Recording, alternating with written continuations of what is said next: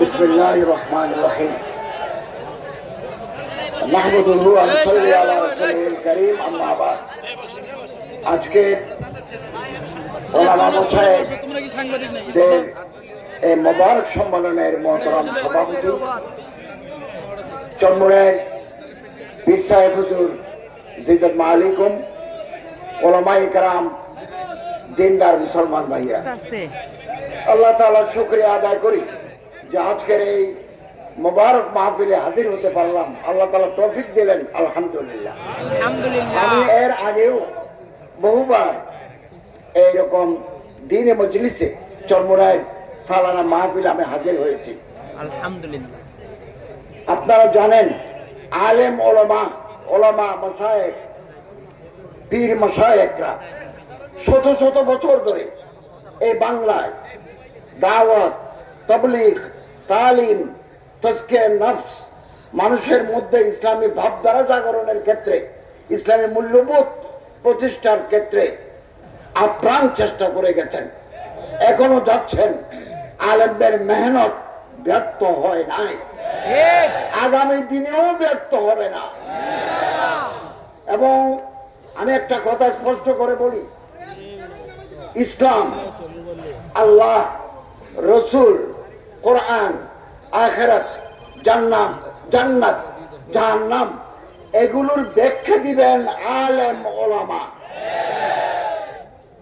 আমি আপনি যারা জীবনে মাদ্রাসায় পড়ি নাই, আমাদের বুকের ভিতরে দিনে এলম নাই, আমরা যদি এগুলো ব্যাখ্যা দিতে চাই তাহলে উলট পালট কথা বের হবে। এই উলট পালট কথা বের হলে প্রতিবাদ করা আলেমদের দায়িত্ব। এবং আমাদের যে সিআরপিসি ক্রিমিনাল প্রসিডিউর যেটা আছে, দণ্ডবিধি, এটার অপরাধী হয়ে যাব। কেউ ধর্ম যদি না মানতে চায়, আমাদের দণ্ডবিধিতে আছে মুসলমানরা পারিবারিক আইন মেনে চলবে, শরিয়া মেনে চলবে। এটা আমাদের পারিবারিক আইন 1961 ইংরেজির ওই বিধানে আছে।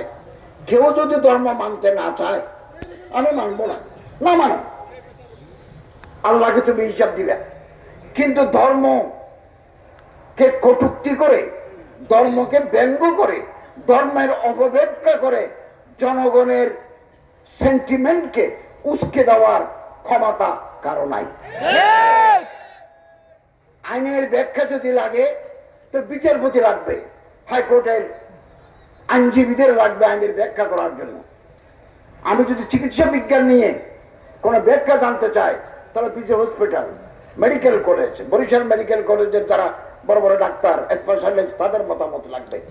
ইসলাম সম্পর্কে যদি কেউ কোনো কমেন্টস করতে চায়, সেটা আলেম ওলামাদের মন্তব্যের সাথে ঐক্যমত্য হতে হবে, না হলে সংঘাত অনিবার্য হয়ে পড়ে। আমরা যখন দায়িত্ব নিয়েছি 2024 সালের 8ই আগস্ট,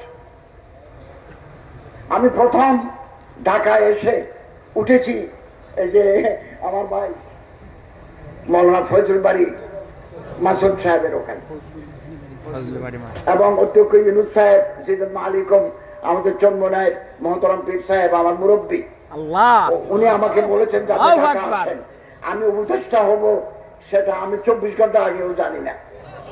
এটা আল্লাহ তাআলার দান, আমার মুরব্বীদের মেহনত। আমি উঠে ওখানে এসেছি, আমি মাগরিবের আগ পর্যন্ত জানি না রাত 8টায় আমার শপথ নিতে হবে। সেটা আল্লাহ তাআলার দান, ওনাদের মেহনত। অধ্যক্ষ ইউনুস সাহেবও আমার ফোন করে বললেন যে আপনি সকালের ফ্লাইটে চলে আসেন। এসে মাসুদ ভাইয়ের ওখানে উঠেছি, দুপুরের ভাত খেয়েছি।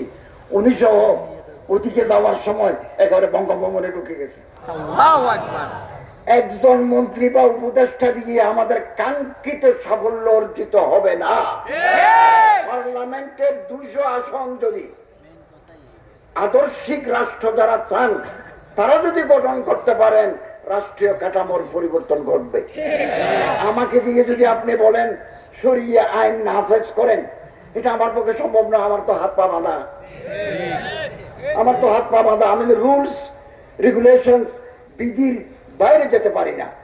এই বিধি যদি পরিবর্তন করতে চান, তাহলে পার্লামেন্টের অধিকাংশ আসনে আদর্শিক, যাদের অন্তরের ভিতরে তাকওয়া আছে, সততা আছে, প্রোঅ্যাক্টিভনেস আছে, তাদেরকে পার্লামেন্টে পাঠাতে হবে।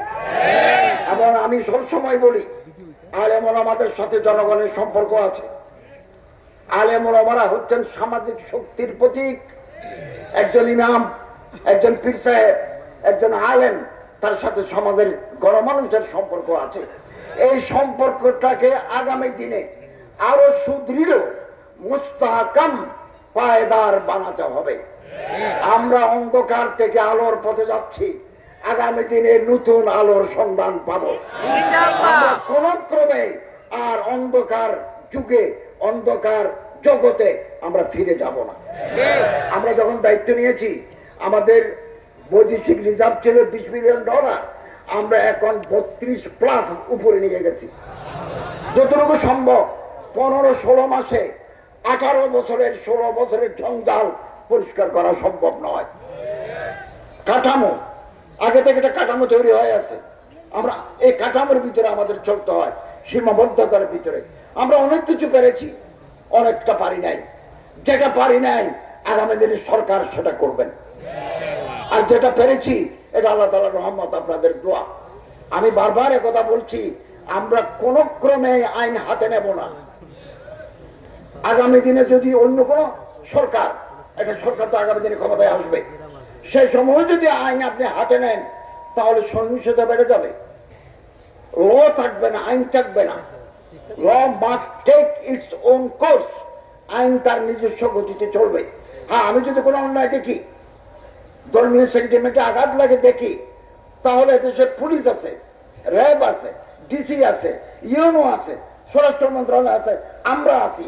আমরা এই দেশে ধর্মের নামে অপব্যাখ্যা কেউ করে মানুষের মধ্যে বিশৃঙ্খলা সৃষ্টি করবে, এই সুযোগ আমরা দেব না। আমরা বারবার আপনাদের আশ্বস্ত করছি, বিভিন্ন জায়গায় কিছু মানুষ ধর্ম নিয়ে, আল্লাহ রসুল নিয়ে আজে বাজে কথা বলে, আমরা উইদিন শর্টেস্ট পসিবল টাইম আমরা তাদেরকে ধরে আইনের আওতায় নিয়ে এসেছি। আগামী দিনেও আমরা এই বাংলায় যদি কেউ রসুল নিয়ে, আল্লাহ নিয়ে, ধর্ম নিয়ে, কোন আজবের নাচ নিয়ে কোন ধরনের বেয়াদবি করে, কটূক্তি করে, আইন আছে, আমরা তাদেরকে আইনের আওতায় আনবো। এবং কোন অপব্যাখ্যা আমরা এটা গ্রহণ করব না। আমরা গ্রহণ করব মূল ধারার হক্কানি, রব্বানি, ওলামা, মাশায়েখ, জুআমা, নকাবা, ওরাফা যারা আছেন, তাদের ব্যাখ্যায় গ্রহণযোগ্য হবে। আমাদের দেশে বহু মানুষ কোরআন শরীফের তর্জমা করছেন, তাফসীর লিখছেন, এগুলো মানুষের কাছে গ্রহণযোগ্যতা পায় নাই। তাফসীর হযরত ওমর লিখেন নাই, হযরত আবু বকর তাফসীর লিখেন নাই, হযরত উসমান, হযরত আলী তাফসীর লিখেন নাই, তাফসীর লিখেছেন আব্দুল্লাহ ইবনে আব্বাস, তাফসীর লিখেছেন তাবরী, তাফসীর লিখেছেন ইমাদউদ্দিন ইবনে কাসির, তাফসীর লিখেছেন মুফতি মুহাম্মদ শফি রহমতুল্লাহ, তাফসীর লিখেন আল্লামা শফিউর আহমদ উসমানী। যে কোনো মানুষ ইংরেজি থেকে আপনি বাংলা করলেন, এই তাফসীর আপনি লিখতে পারেন, এই তাফসীর মানুষ গ্রহণ করবে না। এদেশের মানুষের ধর্মের বিষয়ে অগাধ আস্থা আলেম, ওলামা, হক্কানি, পীর, মাশায়েখের উপর। এবং এই মাঠে এক সময় 5,000 মানুষের সমাবেশ হইত, আজকে 5 কোটি মানুষের সমাবেশ হয়। এটা হচ্ছে দেশের মানুষ সত্যিকারের ইসলাম, সত্যিকারের ইসলাম ওরা গ্রহণ করেন, ওরা জানতে চান, মানতে চান, যাদের তাকওয়া আছে। শেষটাতে যারা কাঁদে, শেষটাতে যারা কাঁদে, আহসাহের গায়ে আছে। এখানে মানুষ আসে দিলের খোরাক পাওয়ার জন্য, এখানে কোনো শিরিক নাই। আমি বহুবার এই ময়দানে বলেছি, এখানে শিরিক নাই, এখানে বেদাত নাই, এখানে মুনকারাত নাই, এখানে খুরাফাত নাই, এখানে সুন্নতের উপর আমল হয়। এবং একটা সুযোগ এসেছে 54 বছর পরে হাতে হাত ধরা। আপনার হাত আমি ধরবো, আমার হাত আপনি ধরবেন, করিমের হাত রহিম ধরবেন, রহিমের হাত আরেকজনে ধরবেন। সুযোগ বারবার আসে না, ঐক্যবদ্ধ থাকতে হবে। কম मजहब से है, मजहब जो नहीं तुम भी नहीं, जज्बे बाहम जो नहीं महफिले अंजुम भी नहीं। 100 বছর আগে আল্লামা ইকবাল বলছেন, আকাশে কোটি কোটি তারা। অবাক করবেন, কোনদিন সৌদি আরব গেলে ওই যে ক্লক টাওয়ারের উপরে 250 রিয়াল দিলে আপনাকে নিয়ে যাবে ফলকিয়াতে। যদি এটা আমি এদিন গেছি, চুক্তি করতে গেছি, যে ওখানে গেছি। ও আল্লাহ, এই যে কোটি কোটি তারা, সূর্যের যে আগুন জ্বলে, হিলিয়াম জ্বলে, এগুলো দেখলে বুক কাঁপিয়ে ওঠে। কোটি কোটি তারা, কেহকেশান, এগুলো টিকে আছে, জ্বলে যাচ্ছে না কেন? জজবে বাহাম, একটার সাথে আরেকটা টান আছে। এই দেশে আমরা যদি খোলাফায়ে রাশিদিনের আদলে একটা আদর্শিক কল্যাণ রাষ্ট্র প্রতিষ্ঠা করতে চাই, তাহলে একে অপরের হাত ধরতে হবে এবং জজবে বাহাম, একের সাথে একের টান থাকতে হবে।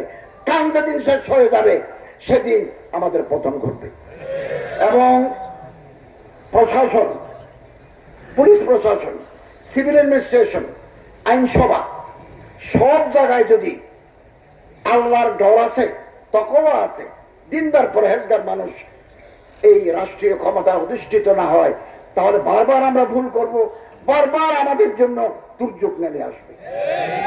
অতএব স্বপ্ন মানুষকে বাঁচিয়ে রাখে। আমি তো মনে করি ফেব্রুয়ারির প্রথম দিকে নির্বাচন হবে।